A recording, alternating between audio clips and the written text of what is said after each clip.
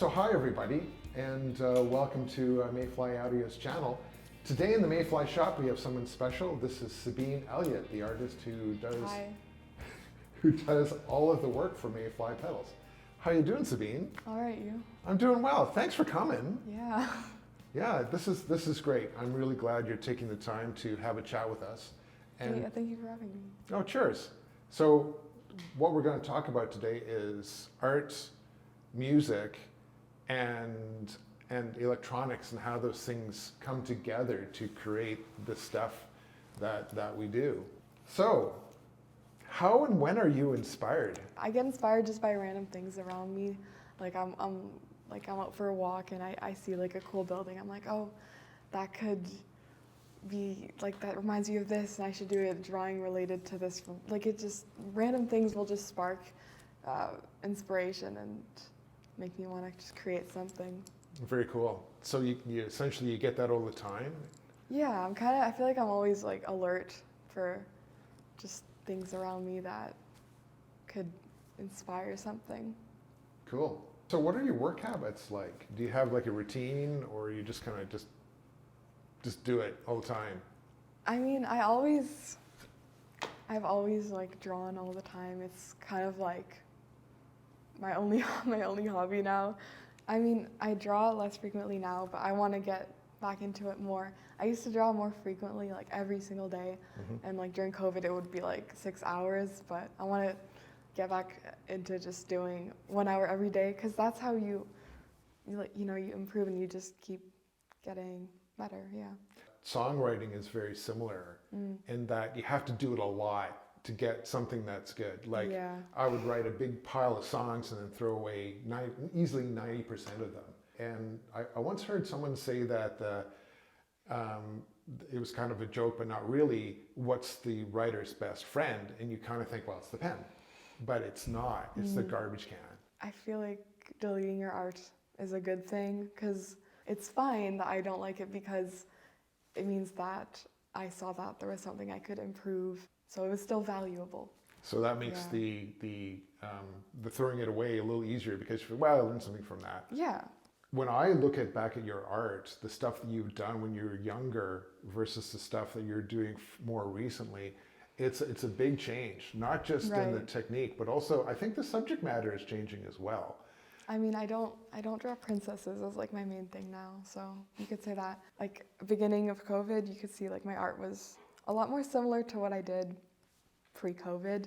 Like, I still wasn't as serious. And then at the start of COVID, I was like, I want to get better. And then I just started doing a bunch of studies, and I was like, and then I got my first drawing tablet, so to like draw digitally in 2021 at the beginning. Right. And I was like, I'm gonna learn how to draw, how to do lighting, and there's something else. Oh yeah, how to do colors, because when you have pencil and paper, you need to buy all of the different colors and mix them. It's a lot more complicated.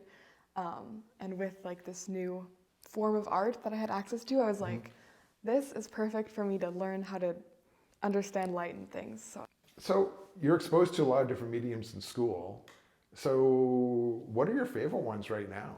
We do such a variety of things. We do installation, so it's like setting up a space. It can be audio, visual, like sensory things. And then we do like film photography, so you have to do the whole process of like developing film and stuff, and then painting. And it's all such different like forms of art that it's hard to like compare them, because you do them all for different reasons. So it's you get different things out of all of them, and I think that's what makes them not comparable.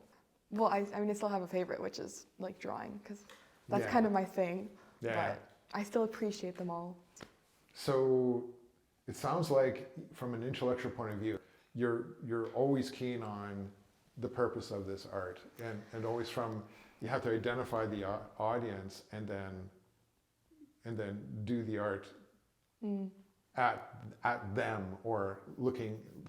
Yeah, I mean, it's a pretty relevant thing, I think, especially because if you are gonna make art for guitar pedals, you need to be aware, why am I doing this, and how do I need to make this look with the audience that I have in mind. Well, speaking of guitar pedals, you recently redid the artwork for the open window and the dirty window, and they're amazing. I got an open window right here, but this thing's amazing. Yeah, thank you. The way the light works on the really shiny background, it's like it gives it a whole jewel quality, especially the contrast and the various colors, and how you did the lighting just by different shades of the same color. Yeah. And I also like how it, I gave you the concept. It's like, okay, I want the person in the audience to be looking through a window at this great glorious thing that's beyond us. And you did it, and it's really cool. Yeah, thank you. I'm really happy with it. I think the colors are very bright and nicer than they looked when I was drawing them. So that's good, because I was worried, but they look very good.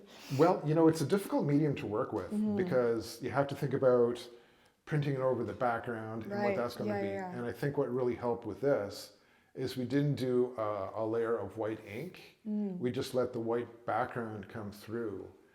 And I think that's one of the choices you make when you're going to have something printed. You can do stuff like that. But I think that made a big difference in the whole jewel-like quality of this art. I'll have the first one, the sketchy zebra.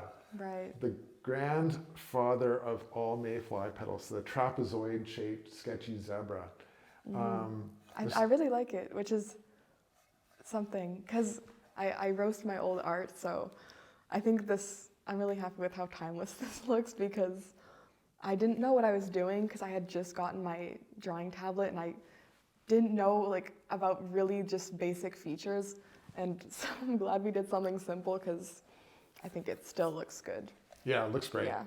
That's great. And of course we took the original artwork and we transferred it to the new rectangular box. Yeah. And talking about doing something for your audience, my customers in Pedal Land said they prefer something that wasn't shaped so weird. And so, we changed it. It turned out really well. It turned out something special. And the crazy thing is, and I learned something about this from motorcycles. I was a motorcycle, very serious one, a motorcycle rider for over 20 years. And one of the things that I learned from this kind of area, Edward Turner was the guy from Triumph Motorcycles in the 60s. And he essentially said that style is essentially free. You need a gas tank, so you may as well make it a nice looking gas tank. You need a frame, you may as well make it a nice looking frame. You need to have paint on the bike, so you may as well have nice looking paint. And it's very similar to this stuff. It's like, so the box needs to be painted, it needs to have artwork on it, and it doesn't, on a per basis, it doesn't cost you anything to put something nice on it. So you may as well. Yeah. You may as well make it as beautiful as you possibly can. My main in, though, is how it sounds. It has to do what I want it to do as far as sonically. But I think it's also important for it to look good, too. Yeah. I mean, I like making things look good, so. Right. So we talked about some of the challenges in guitar pedals. I think one of the crazier ones is the color space reduction. That going to CMYK, which you need to do, because that's the only thing the printers can do, is a fairly big restriction that we've struggled with. It impacted especially the dirty window, because I had done it in RGB, and then in CMYK it really did not. It looked terrible. Looked really it's so dull. washed out.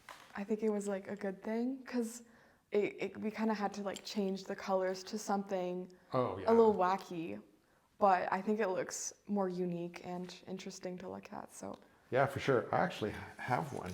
So this one's got the purple background instead of eventually went to a pink. Yeah, just changing the color space made us go this entirely different direction. Yeah. And I think it really worked for the better.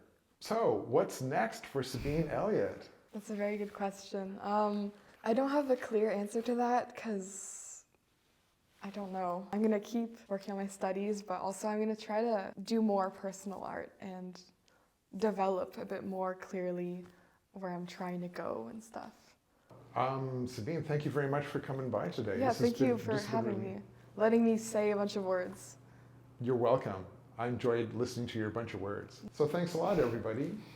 Until next time, this is the latest episode of Mayfly Inside. I'm just going to do the. What? I was going to do an introduction because I forgot. Oh, Sort of right. like, hey guys, welcome to the next